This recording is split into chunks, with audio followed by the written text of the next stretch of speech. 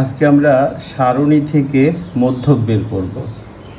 তো এই 50 জন ছাত্রের একটা গণসংখ্যা নিবেশন সারণী নিচে দেওয়া হলো। তো আমরা যদি এখানে মধ্যক নির্ণয় করতে চাই, তো সেই ক্ষেত্রে আমাদেরকে অতিরিক্ত একটা কাজ করতে হবে, সেটা হলো ক্রমযোজিত গণসংখ্যা বের করতে হবে। ক্রমযোজিত গণসংখ্যা মানে কি? ক্রম মানে ধারাবাহিকভাবে, ক্রম মানে এই ধারাবাহিকভাবে, আর এই যে যোজিত মানে যোগ করা, যোজিত মানে যোগ করা। আসলে কি যোগ করব?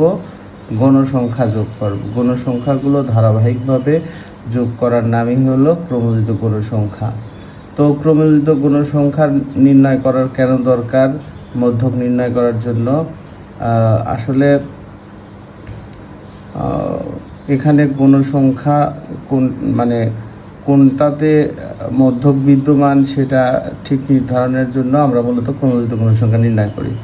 তো এই ক্রমযোজিত গণসংখ্যা নির্ণয় করার জন্য আমরা কি করব? এখানে যে 5 আছে, এই 5 এখানে লিখব আর কি।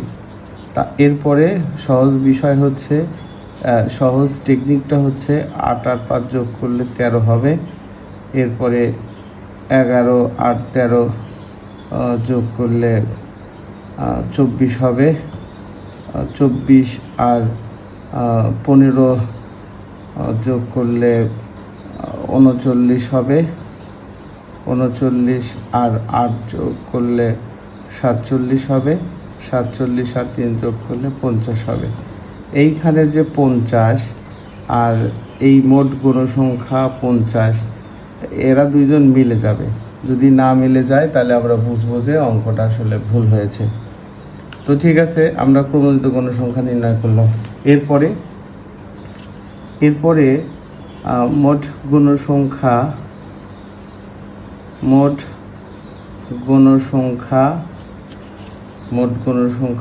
n সমান 50, যা জোড় সংখ্যা। যা কি সংখ্যা? জোড় সংখ্যা। ঠিক আছে, যদি জোড় সংখ্যা হয় তাহলে মধ্যক নির্ণয়ের একটা আলাদা সূত্র আছে। এই মধ্যক সমান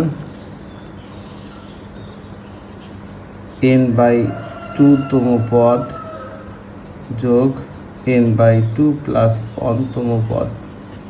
ঠিক আছে, তো এখানে n কোনটা তোমরা নিশ্চয়ই বুঝতেছ।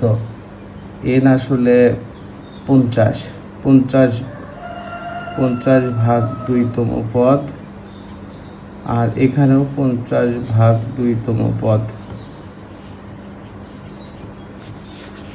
এরপরে 50 ভাগ 2 মানে 25 তম পদ। এই 25 তম পদ যোগ 25 যোগ 1, তাহলে এটা কিন্তু 26 তম পদ হবে। সবসময় আগেরটার থেকে 1 বেশি হবে। এটা হলো। এরপরে দেখো 25 তম পদ, এখানেই হচ্ছে বোঝার একটা গুরুত্বপূর্ণ বিষয়। 25 তম পদ, এটা আসলে কি বলতেছে? 25 তম পদ, এই 25 প্রথম কোন ক্রমযোজিত গণসংখ্যার মধ্যে থাকবে? 5-এর মধ্যে না, 13-র মধ্যে না, 24-এর মধ্যে না, আছে কার মধ্যে? 39-এর মধ্যে। এই 25টা আছে 39-এর মধ্যে। তাহলে 39 বরাবর যে সংখ্যাটা, এই সংখ্যাটাই আসলে হবে কি তোমার, এই সংখ্যাটা আসলে 75। তাহলে আমরা 75 নিব আর কি। এরপর 26 কার মধ্যে আছে? প্রথম কোন ক্রমযোজিত গণসংখ্যার মধ্যে? ওই 39-এর মধ্যে। 39 বরাবর যে শ্রেণী বা প্রাপ্ত নম্বর, এখানে শ্রেণী ব্যবধান হতো না, প্রাপ্ত নম্বর হতো। তো এইটা বরাবরও আসলে 75। তাহলে এখানে আমরা কত লিখব? 75 ভাগ 2।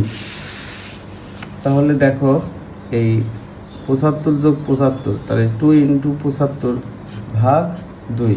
তাহলে 2 কাটলে কত থাকবে? 75।